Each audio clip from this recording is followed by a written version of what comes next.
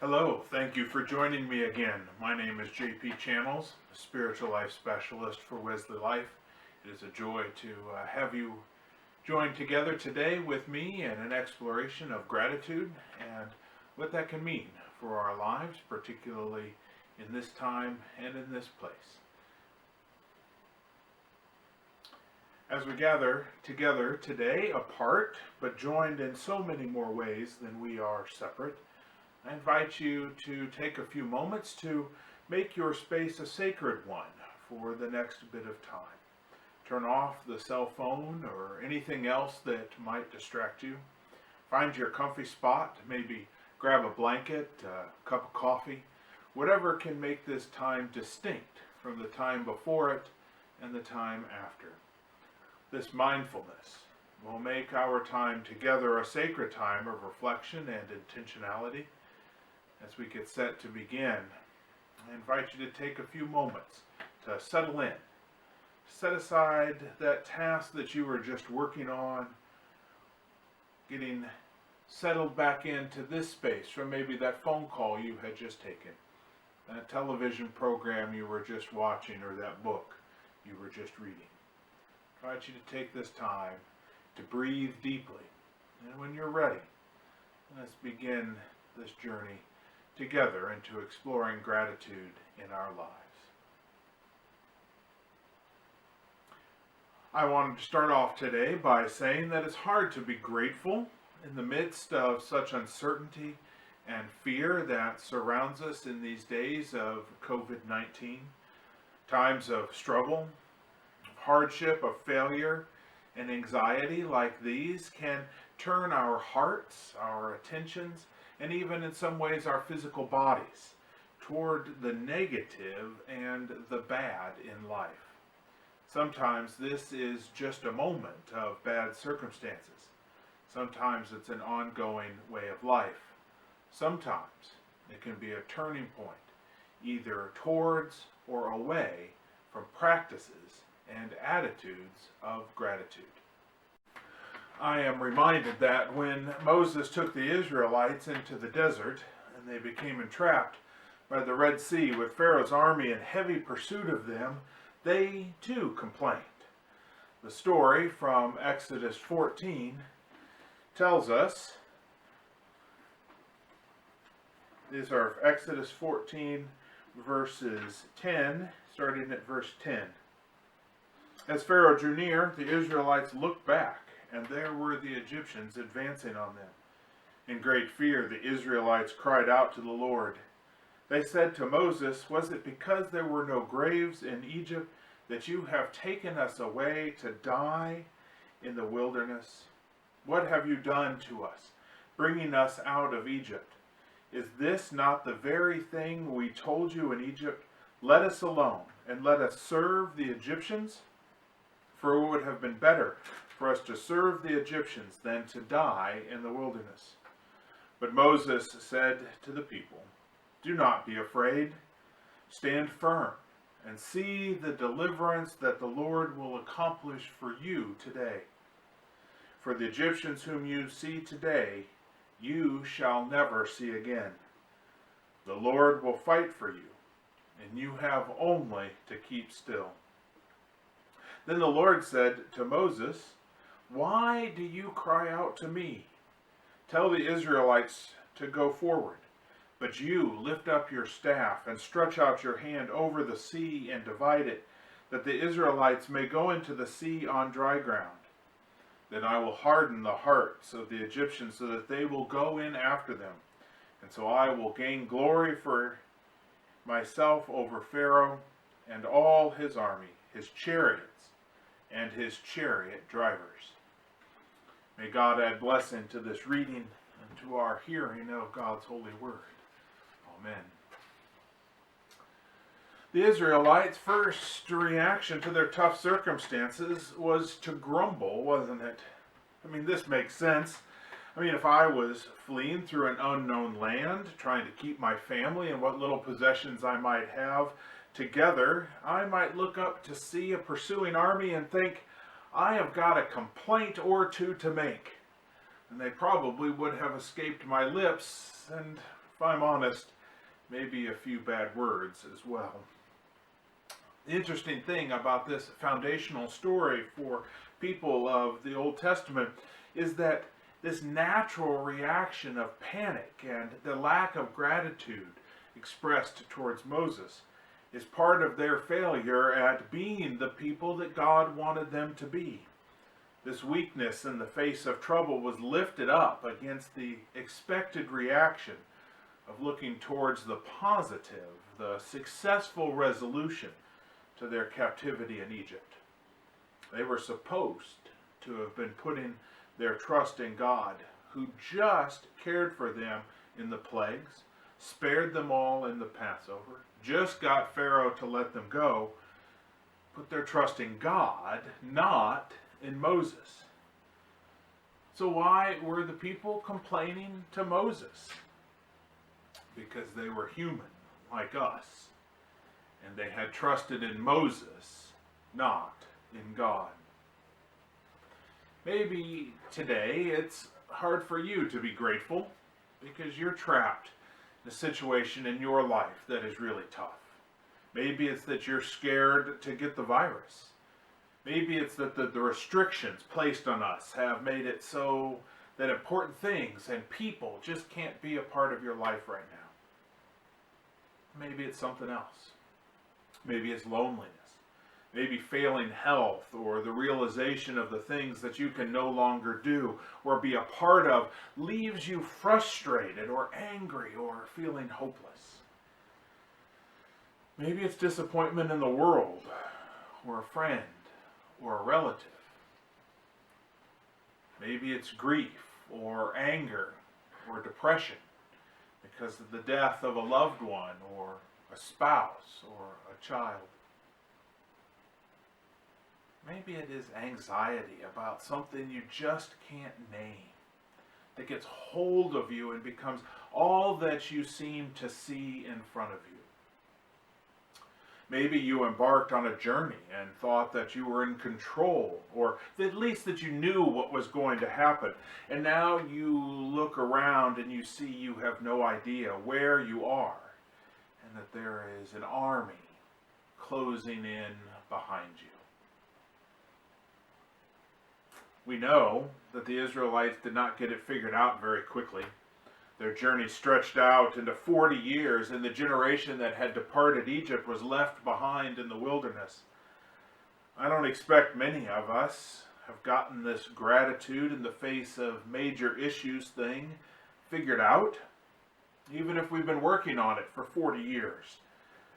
I think that we sometimes expect that we can just be grateful, be happy about any situation by just deciding that we're going to be. It's solely a matter of deciding that we are going to accomplish this goal, and it will be so. We'll be grateful. I want us, though, today to think about being grateful like maybe we're the Israelites on a journey.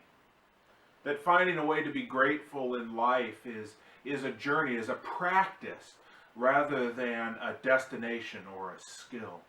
It's something that we're moving towards in our lives. See, for me, the difference between a skill and a practice is that a skill is something that you can be trained to do and then do it right, the right way, with consistency and repeatability every time you need to do it. When we were children, we learned the skill of climbing the stairs, and we can climb the stairs until our legs won't allow us to. Any stairs, in the dark, going up, going down, it doesn't matter. We can repeat that skill over and over.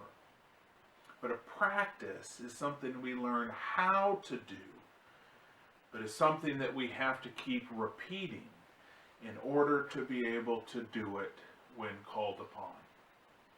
We see this idea of practice, the context or the tools or the resources might constantly be changing, and so we don't know what form it's going to take, or what we're going to need to accomplish our goal. It's like being a musician.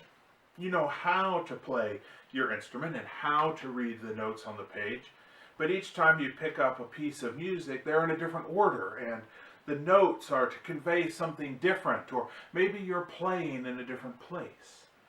So you must adjust and use the skills you have developed in order to make the music on the page come to life for those that are listening to you. You can't play the notes of Brahms' Lullaby the same way you would play the Planets, Opus 32, Mars, by Gustav Holst. Otherwise, you would scare your kid at bedtime, and you'd make the god of war seem kind of nice and cuddly. It is easy to practice something when there is no pressure. The free throw in the gym is different than the one as time expires in the championship game. The violin solo often feels safer in the rehearsal room than on the concert stage. The expression of gratitude is simpler when things are good and we are happy about what we're sharing. But it is more difficult. It takes a deeper resilience when we express it in the face of overwhelming grief and pain. Our prayers of thanks are one thing at the dinner table, another standing in the burned out skeleton of our house.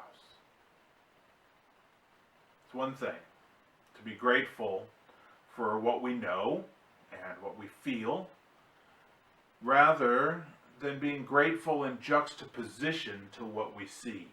By this, I mean it's easier to be grateful when we see a homeless person on the on-ramp, to be grateful that we have a home. It's easier to be grateful when we live in a place where bombs do not drop daily, when we watch refugees fleeing their lands of their ancestors, searching for peace and safety on the nightly news. If I'm honest, it was much easier to be grateful 3 weeks ago when the coronavirus was something infecting other people, or people on cruises, or people in other countries, or places where people seem to be overreacting. Whatever lens it was that we were looking through at the time, thinking that, oh, it might not affect me. Easy to be grateful that I'm safe from that threat. But these are not deep gratitude. It is not deep gratitude when we only look for it and express it, when we think of it in the absence. It becomes deep gratitude when we think of it in its possession. So how do we practice gratitude so that we might be ready at all times to be grateful? The times where it's easy and it's hard, the times when it's easy to see and when it's not. I would have 4 things for us to focus on to help with that. The first is, for those of us that are religious, it may be helpful to remember how much gratitude is a part of many of the world's religions and religious practices. In my faith, gratitude is understood as something that pleases God. In 2 Chronicles 5, we read, "They raised their voices in praise to the Lord and sang, 'He is good, his love endures forever.' Then the temple of the Lord was filled with a cloud, and the priests could not perform their service because of the cloud, for the glory of the Lord filled the temple of God." God's presence came to the temple in response to the thanksgiving that was coming out of it. God loved to hear the praise from the temple, and God drew near. It appears that thanksgiving and praise are the key to manifesting the presence of God. Christian teachings of prayer, and other faiths as well, often prescribe a section of prayer for thanksgiving, even before we begin petitions or requests. Many meal times and bedtime prayers we know are based around giving thanks. Continuous prayer, daily examine, practices of mindfulness are centered around this orientation towards gratitude in all parts of our lives. Religion often breaks down thanks into 4 areas that we can focus on. The first is spiritual things. If you don't have anything else but your faith, you would have enough to be grateful for all eternity. Simple things is the second.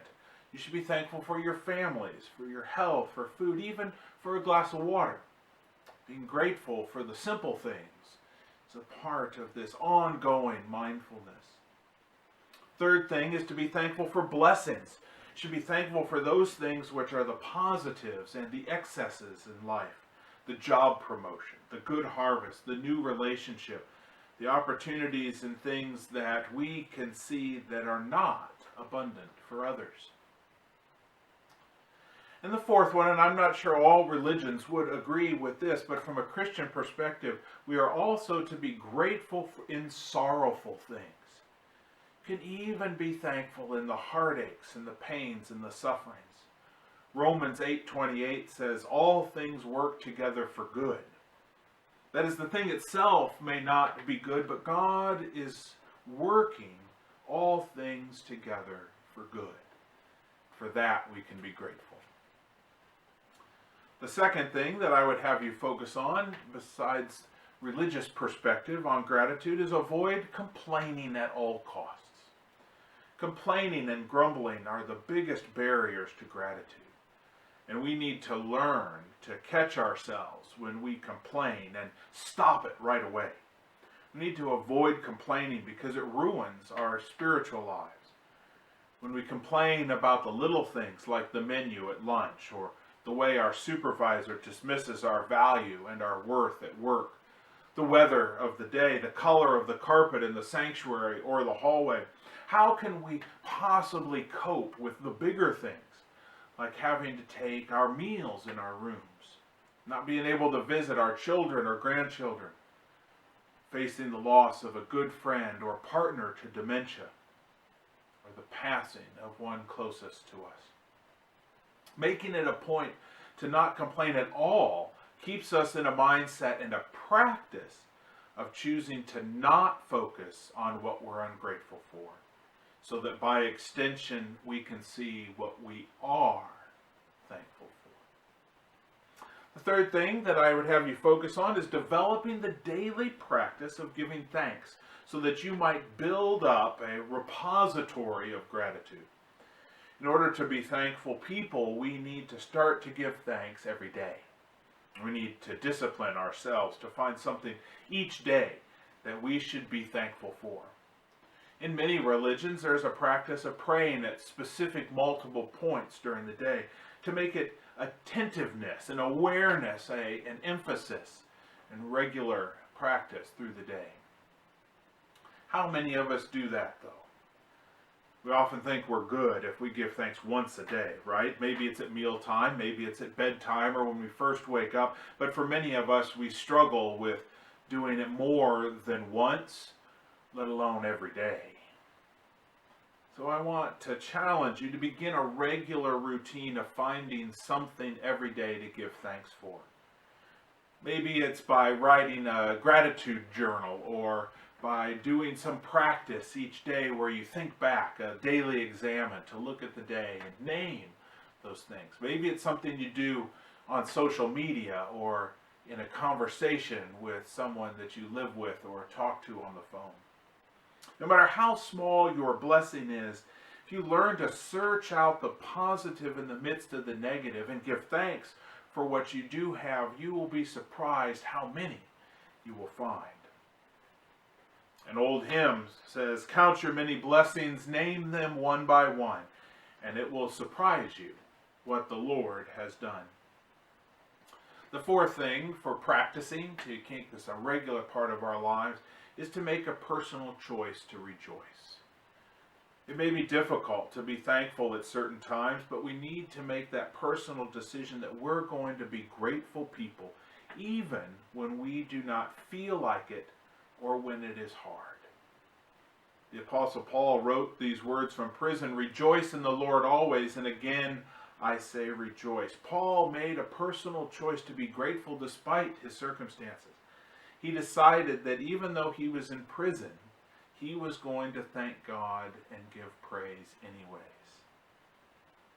Francie Swartz, in her book Chicken Soup for the Soul, tells about a guy named Jerry who was always in a good mood and always had something positive to say. And when asked how he was doing, he would always say, if I was any better, I'd be twins. Jerry was a restaurant manager who everyone loved to work for because he was so positive. And Francie said, I don't get it, Jerry. You can't possibly be upbeat all the time. How do you do it? And Jerry replied, each morning I wake up and say to myself, Jerry, you have two choices today. You can either choose to be in a bad mood or choose to be in a good one. And I choose to be in a good mood. Oh, it's not that easy, I protested. Schwartz writes. Yes, it is, Jerry responded. Life is all about choices. Well, several years ago, Jerry's restaurant was robbed. The thieves panicked and shot him. He was rushed to the emergency room. He spent 18 hours on the operating table and several weeks in intensive care, but he survived. And later, Francie asked him how he did it. He said, when I was laying on the floor, I remembered I had two choices. I could choose to live or I could choose to die. I chose to live. The paramedics were encouraging, but when they wheeled me into the emergency room and I saw the looks on the faces of the doctors and nurses, I got really scared. In their eyes, I read, he's a dead man, and I knew I needed to take action. There was a big burly nurse shouting questions at me, and she asked, are you allergic to anything? Yes, I replied. And the doctors and nurses stopped working as they waited for my answer. Bullets, I answered. And over their laughter I yelled, I'm choosing to live.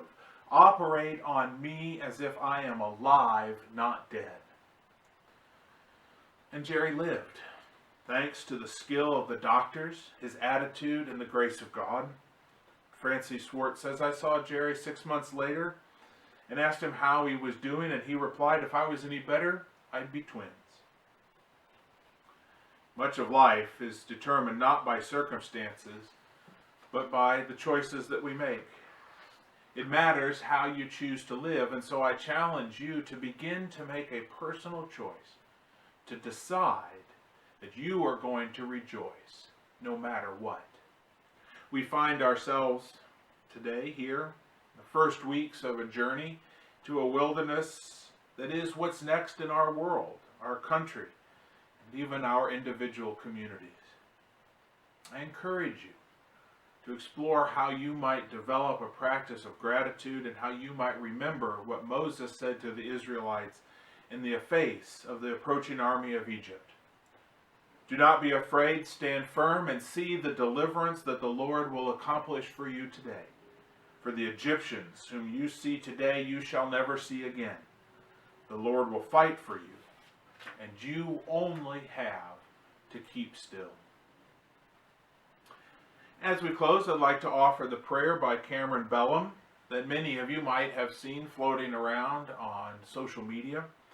We have been encouraged at Wesley Life to stop every day at 3 o'clock and pray this prayer, even in the face of the work and the schedule and the busyness that might be before us, so that we might work towards a practice of gratitude.